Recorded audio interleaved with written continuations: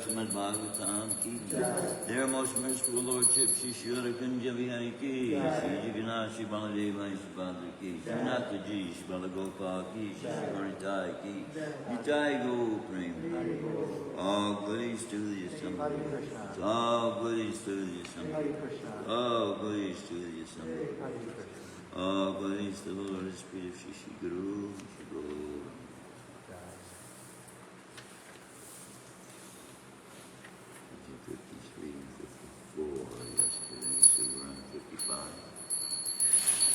Jai Shri Jagannath, Jai Jagannath, Jai Baladeva, Jai. Om Namo Bhagavate Vasudevaya. Om Namo Bhagavate Vasudevaya. Om Namo Bhagavate Vasudevaya. Om Namo Bhagavate Vasudevaya. Om Namo Bhagavate Vasudevaya. Om Namo Bhagavate Vasudevaya. Narayanam Namaskritya Naram Chaiva Narottamam Devim Saraswatim Vyasam Tato Jayam Udhiraya Astaprayeshu Bhadreshu Astaprayeshu Adreshu Nityam Bhagavata Sevaya Nityam Bhagavata Sevaya Bhagavati Uttama Shloke Bhagavati Uttama Shloke Bhaktir Bhagavati Naistiki. Bhaktir Bhagavati Nashtiki. Reading from Shrimadbhagavatam, Canto 1, Chapter 7, Text 55. Sutta Uvacha Sutta Uvacha Arjuna Arjuna Sahas Yagnaya Sahasyajnaya Arjuna Sahas Yagnaya Arjuna Hare Hare Hardam Atasina Tasina Hare Hardam Atasina Hare Hadam Tasina Manim Manim Jahara Jahara Murdanyam Mudanya Manim Jahara Murdanyam Marim Jahara Mudanya Vijasya Vijasya Saha Saha Murdhajam Vijasya Saha Murdhajam Vijasya Sutavacha Sutta Uvacha Arjuna Sahasajnaya Arjuna Hare Hardam Atasina Manyam Jahara Murdhanyam Manim Jahara Mudanya Vijasya Saha Murdhajam Vijasya Saha Mudanya Sutavacha Sutta Uvacha Arjuna Sahasajnaya Arjuna Sahasajnaya Hare Hardam Atasina Hare Hadam Tasina Manim Jahara Murdhanyam Manim Jahara Mudanya Vijasya Saha Murdhajam Vijasya Saha Mudajam Sutavacha Arjuna Sahasajnaya Hare Hardam Atasina Manyam Jahara Murdanyam Vijasya Saha Murdhajam Sutta Uvacha Sutavacha Arjuna Sahasajanya Arjuna Sahasajnaya Hare Hadam Tasina Hare Hardam Atasina Manim Jahara Mudanya Manim Jahara Murdanyam Vijasya Saha Mudajam Vijasya Saha Murdhajam Sutta Sutta Goswami Uvacha said Arjuna Sahasa just at that time Just at that time Agnaya Agnaya knowing it knowing Hare pray of the Lord the Lord Hardam Hadam motive motive Tata Tha thus Asina Asina by the sword by the sword Manim Manim the jewel the jewel Jahara Jahara separated separate Murdanyam Mudanya on the head on the head Vijasya Vijasya of the twice born of the twice born Saha Saha with with Murdhajam Mudajam hairs heirs Sutavacha Arjuna Sahasagnaya Hare Hardam Tasina Manim Jahara Murdhanyam Vijasya Samurdhajam. Translation and purport by His Divine Grace of my Eternal Bhaktivedanta Swami Sri Prabhupada. Just then, Arjuna could understand the motive of the Lord by his equivocal orders, and thus, with his sword, he severed both hair and jewel from the head of Ashwatthama. Please repeat.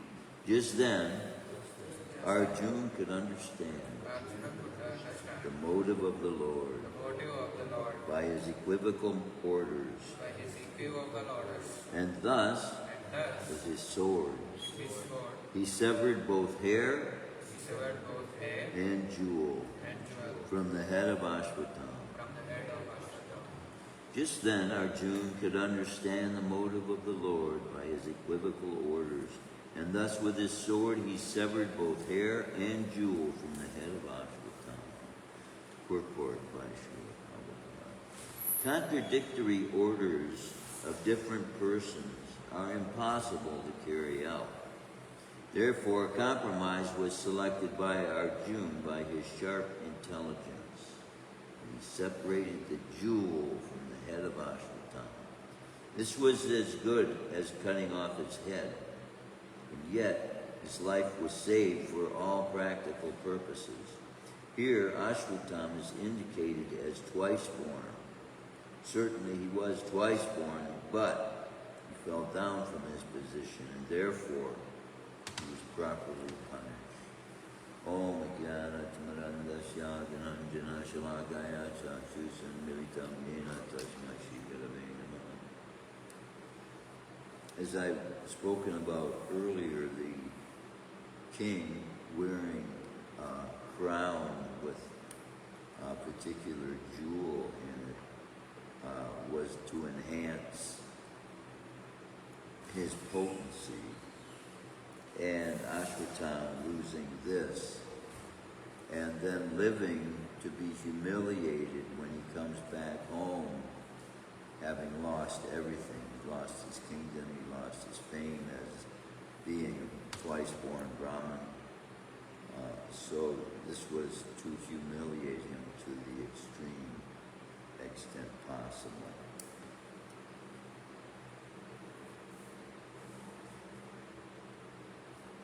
The orders being described here as contradictory are also being described as impossible to carry out. So here lies the problem. Not having a guru, one can draw conclusions from scriptures. It wasn't too long ago, I read from Sanatana Goswami that Krishna doesn't like eggplant. So I told church body, he said, well, we're not Sanatanites. We're Prabhupadites. Prabhupada used to cook eggplant for Krishna, so we're following Srila Prabhupada's footsteps. So in this same way, because the established process is to do what the Guru says. And in that way you're saved from taking responsibility yourself for your actions. Because if you're doing what somebody else tells you to do, then they're taking the responsibility. In the position of a Guru, in the position of somebody on the street, take their advice, they tell you to go rob the store, then that's a different story. But it seems here that we can realize that Ashwatthama did not know, which reveals the fact that he was not truly a twice-born Brahmin. The act that he was committing was revelation of the fact that he was not using the consciousness of a twice-born soul to engage in that kind of a heinous act. So here is a distinction as well being made. So not only are they knocking him down from his position there, having been in the position of a Kshatriya, but they're knocking it all the way down to a criminal. So criminals don't have any standing in society whatsoever. If you had to make a list of all the desired positions or professions, I don't think criminal would be on that list that people would like to engage in. Although there are lifetime criminals who know no other way of life. They can't function in society. I used to correspond with criminals in the justice system in the Michigan, I forget what it's called, but it's a penal institution anyways for people that have committed crimes. But because they were seeking for Krishna consciousness, then we had a facility given by the institution to be able to communicate with them on a regular basis. I gave it up because they got downright demanding. We want this, we want that, we want this artistic paraphernalia, send us this thing, send us that thing. Oh my God, give me a break. We're trying to give you everything we can, but holy mackerel. So somebody else took it over. In fact, Chandrasekhar, who is a Prabhupada disciple, took over the service. And see, this is one of many similar kinds of services that are really not being engaged in that could very well be done by any devotee that has a heart to want to give Krishna consciousness to others. How many people right now are lying on a deathbed waiting to die? We have a hospital up here with a whole floor designated as DNR, do not resuscitate. So they have made the choice going into that floor that no matter what happens to them, just let them die. And with these people already having faced the fact that they're leaving their bodies, a devotee is in a perfect position to be able to give them lasting memories that will give them thoughts of Krishna and the eternal world. One of the reasons I got this realization was that we did that very thing for Radharaman Prabhu. And I considered it one of the greatest privileges of my life to be able to be reading to him while he left his body. And I was reading from Srimati Radharani's,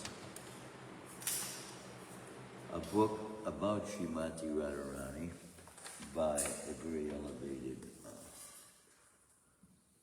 sannyasi, disciple of Srila Prabhupada. Now, we want to look into this pastime of Snana Yatra, right? With Krishna and Radharani swinging on the swing. These things happen one right after the other.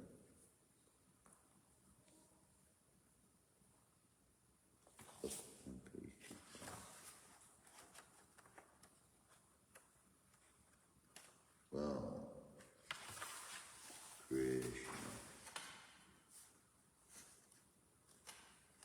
It would be better for me to prepare this a day in advance, knowing these pages stick together. Oh, that is the same page. Okay, it's not the answer. Here we go. It's not in this particular Snana Yatra. Let's see if it's listed as swing. Okay, I'll look it up. I thought it was in this canto, but it's evidently not. Must be second. 10-2 probably. But this is a favorite pastime of Radha and Krishna. And if I'm not mistaken, this happens right after Radha dresses up like one of the Gopas. And she disguises herself. And her aunt doesn't even recognize her. She thinks she's Subal. Yeah. So they look a lot alike. Young kids, boys and girls. Sometimes they have characteristics in their youthful years that look a lot alike. So this reveals in these pastimes Krishna's sense of humor, his sense of humor, that he sets this up to be able to enjoy these kinds of activities as a young boy. And with all of the kids taking part in these activities with him. So we can see there a sense of community developed even in the young children while they're acting out things that Krishna has done. Because Krishna is the Supreme Person, they are within their own hearts and minds establishing the fact that Krishna is the Supreme Person. And with that comes, of course, all the understanding, the fearlessness that we can live with, that because Krishna is with us at every step and protecting us at every step. I'm sorry I don't have more right off the top of my head about Snayana. I should have, because it is such a favorite pastimes of Lord Krishna. But I will get some more tomorrow. I'm running a little late today, and the fact is I do have to make a phone call now before Mother Doc Shane gets there, or they won't even know who she is. Are there any comments or questions or realizations about this? Lord Krishna took this statement he made to Krishna. Arjuna took this statement Krishna made to him as advice that he carry this out, that he cut off the jewel of Ashwatthama and his hair. And sometimes I've seen this picture portrayed with him having half a mustache and a big chunk of his hair cut off. And of course, the jewel of his turban. But now see, when these sciences are known, I said I was going to read the Narayana Kavacha because the last time I had read it, I wasn't ready to give this because I thought it was really long. And then when I read it now just recently, it looked like, because it was saying this is the verse right here, I thought it was one. And then when yesterday I went to see what it was, and it's very long. So, but it is a recognition of all the incarnation, not all, of course, but most of the major incarnations of Krishna that are given in the Krishna book, and each of them offering a particular type of protection. So one would be for protection, Lord Nrsimhadev protects from all human beings and demons. And then another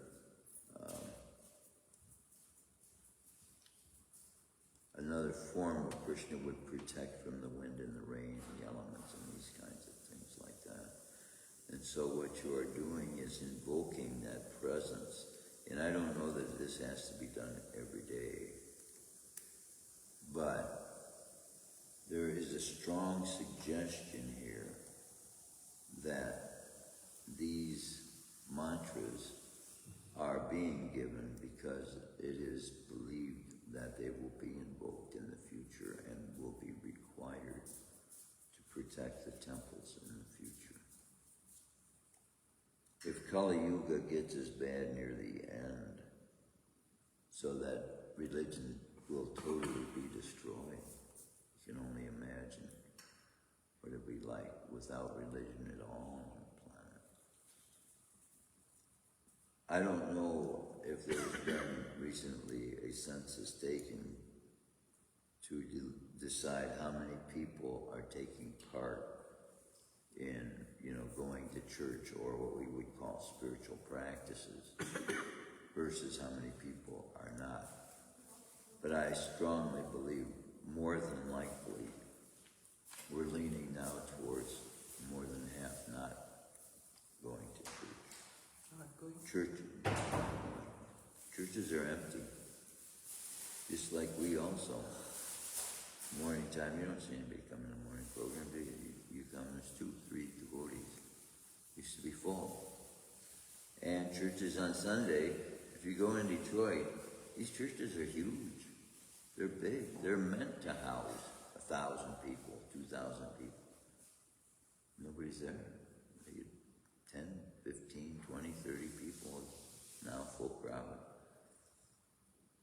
So it is sinful activity that causes these things, and men reason within their minds to try and justify sinful activity. Because if you follow God, you have to realize there are certain activities you don't want to engage in.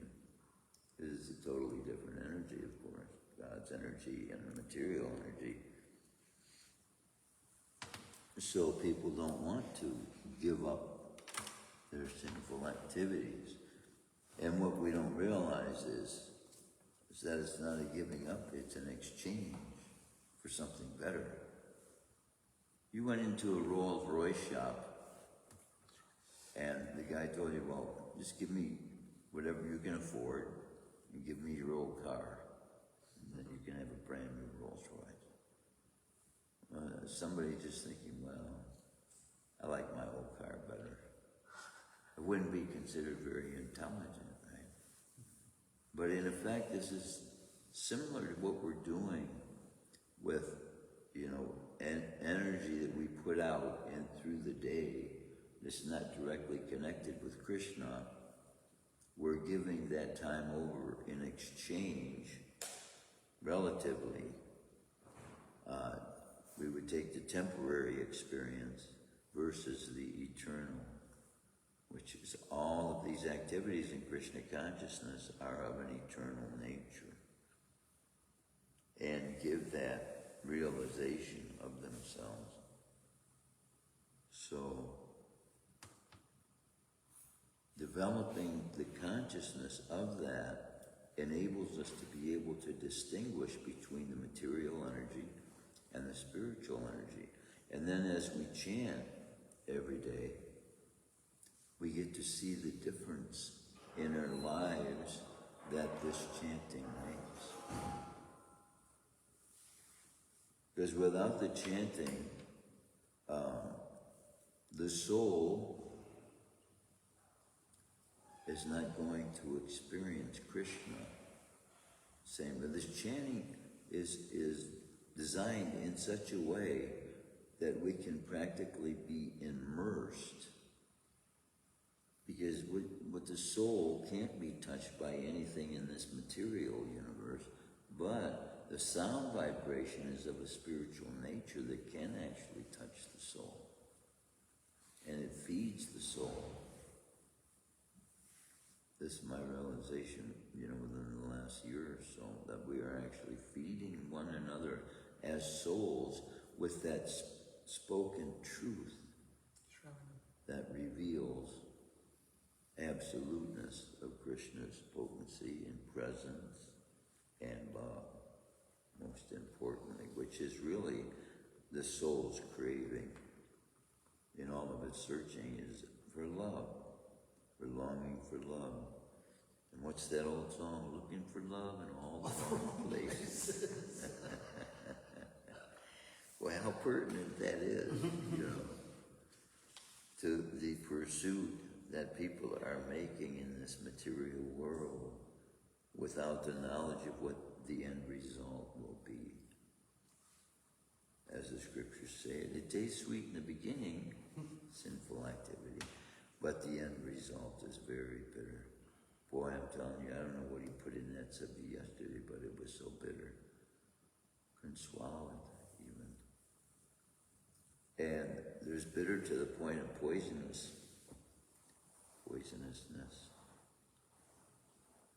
But life itself has both sweet and bitter. And this is Ashwatam's bitter. But then one person's bitter is another person's justice. What this longing for justice is, to see truth manifesting and making evident the difference between right and wrong, so that those who are on the right path will know that they're believing rightly what the right path is. Otherwise, if everybody just runs rambunctiously doing whatever they want, then nobody knows the way to get back to where we have to get to. So, Krishna having established himself the path that is easiest for human beings to get back, being the authority of all authorities of all ages since time immemorial. Now, he's giving to us the knowledge we need to get back to the eternal realm, the Vaikuntha realm, where there will be no more birth, death, old age, and disease.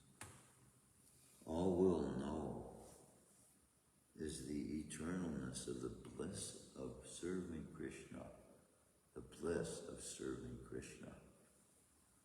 Hard to know what bliss is in this material world because practically speaking, everywhere we turn, there's disasters going on in this world. And see, Srila Prabhupada had said at one point, when devotees were so exuberantly experiencing the pleasure of these celebrative days, Srila Prabhupada said, if we celebrated all the saints' birthdays every year, every day of the year, we would be celebrating. And so that, see, it gives evidence of how happy the soul should be all the time. What bliss means. But why would we be happy about someone's birthday? Because these souls are those souls described. The term Prabhupada means one at whose feet the masters sit. So these great souls like Srila Prabhupada, when they come into this world, they have the means and empowerment by Krishna to be able to actually change the world. By changing the way people think about the world and the way that the world should be handled and dealt with.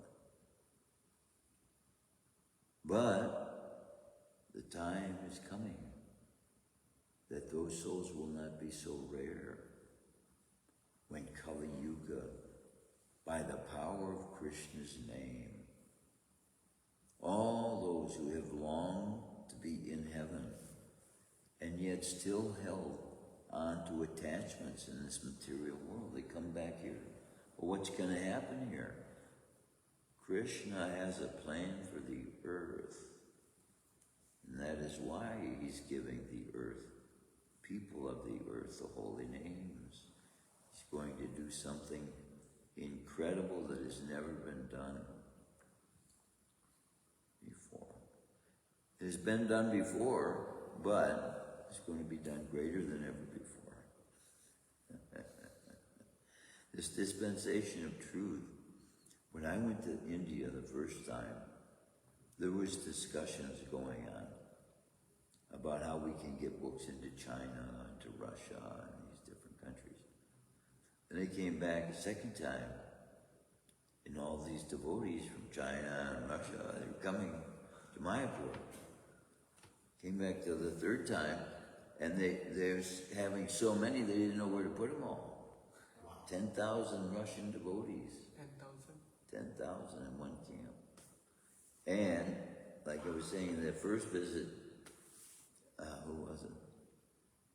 One of the Maharajas, not Keshav, one of the Maharajas, he was saying, how are we going to fit 100 people here? We're going to fit 100 people in this, the facility to sleep devotees. And then now they got 10,000. See, it just reveals the power of Krishna's being able to foresee these things as well. That he had spoken these things before they ever came into existence. That Lord Chaitanya is manifesting in this place that was looked at as a swampland. Just no better than this little piece of land right out here, attached to what used to be Fisher's golf course. His tennis court was out there, his golf course was out there. Maybe Krishna will have in mind one day to retake that and put that into this property, because we can get cows I am hearing from some people that it's possible we might already have the ability to have cows in Detroit. You know, there is so much vacant green land in Yeah. Detroit. Yeah. I live at the edge of Detroit at Grosse Pointe.